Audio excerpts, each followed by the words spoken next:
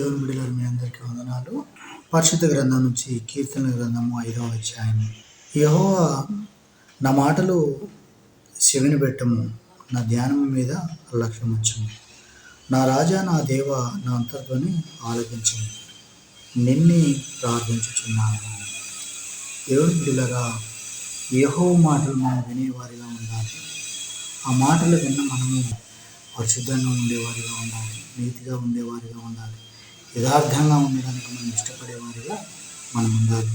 యెహోవా నా మాటలు చెవిని పెట్టము, నా ధ్యానము మీద లక్ష్యముంచము. నా రాజా నా దేవ నా అంతర్ధ్వని ఆలకించము, నిన్నే ప్రార్థించుచున్నాను.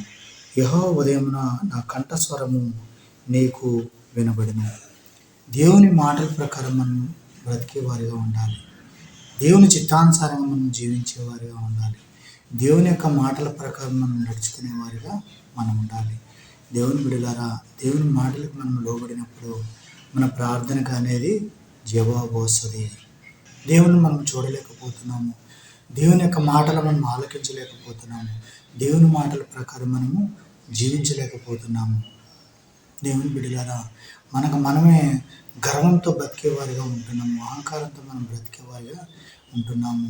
అందుకనే ప్రార్థన చేసినప్పుడు మనకి జవాబు అనేది పొందుకోలేకపోతున్నాము. దేవుని బిడ్డలారా, దేవుని యొక్క స్వరం వినాలన్నా దేవుని మాటల ప్రకారం మనం ఏం చేయాలి? లోబడేవారిగా ఉండాలి.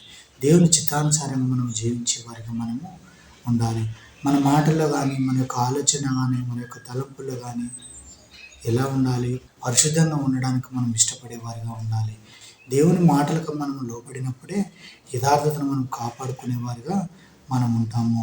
దేవుని యొక్క ఉదయం దగ్గర లేచిన దగ్గర నుంచి సూర్యుని అస్తమించేదాకా దేవుని మాటల ప్రకారం మనం జీవించేవారిగా మనము ఉండాలి.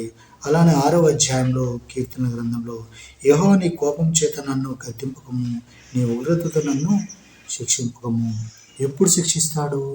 దేవుని మాటలు వినకుండా ఈ లోకానుసారంగా జీవించినప్పుడు మనల్ని శిక్షించేవాడిగా ఉంటాడు. దేవుని బిడ్డలారా, అలాంటి శిక్షలు మనం పడకుండా ఉండాలంటే దేవుని యొక్క ఉగ్రత మన మీదకి రాకముందే మనం ఏం చేయాలి? నీతిగా ఉండడానికి, యథార్థంగా ఉండడానికి, మన పాపాలను మనం ఒప్పుకొని వాటిని విడిచిపెట్టేవారిగా మనము ఉండాలి. యెహోవా నీ కోపం చేత నన్ను గద్దింపకము, నీ ఉగ్రతతో నన్ను శిక్షింపకము. యెహోవా నేను కృషించి ఉన్నాను, నన్ను కరుణింపము. మనం ఒప్పుకోవాలి దేవుని ముందు.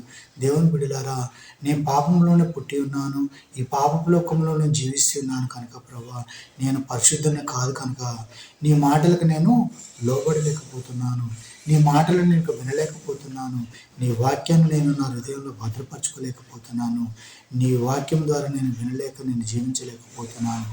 అందుకని నీ యొక్క కోపాన్ని నా మీదకి రప్పించకుండా కాపాడము. యెహోవా నేను కృషించి ఉన్నాను, నన్ను కరుణింపుము. యెహోవా నా ఎముకలు అదురుచున్నవి, నన్ను బాగు చేయము. దేవుని బిడ్డలారా, ప్రతి ఒక్క అవయవానికి ఏదో ఒక బలహీనత వస్తూనే ఉంటుంది. దేవుని బిడ్డలారా, ఆ బలహీనత వచ్చినప్పుడు అయినా ఎక్కడైనా నా బిడ్డలు మారతారేమో అని చిన్న రోగాలు పెట్టి దేవుడు మనల్ని భయభ్రాంతులుగా చేసేవాడిగా దేవుడు ఉంటాడు. ప్రతి ఒక్క అవయవం ఇచ్చాడంటే దేవుని కృప వల్లనే. దేవుని బిడ్డలారా, ఒక్క అవయవం కూడా లేకపోతే మనం ఎలా ఉంటాము? దేవుని బిడ్డలారా, అది లేనివాడికే అనుభవించేవాడిగా ఉంటాడు. అన్నీ ఉన్నాయి కనుక దేవుని బిడ్డలారా, దేవుని మనం ఏం చేస్తున్నాము? ప్రేమించలేకపోతున్నాము. దేవుని మనం దూషించేవారిగా మనం ఉంటున్నాము. దేవుని మాటలు వినకుండా ఈ లోకానుసారంగా మనం జీవించేవారిగా మనం ఉంటున్నాము. ఎటువంటి బాధ లేనప్పుడు కానీ, ఎటువంటి జబ్బులు లేనప్పుడు కానీ దేవుని మాటలు మనం వినలేము, దేవుని చిత్తానుసారంగా మనం జీవించలేము.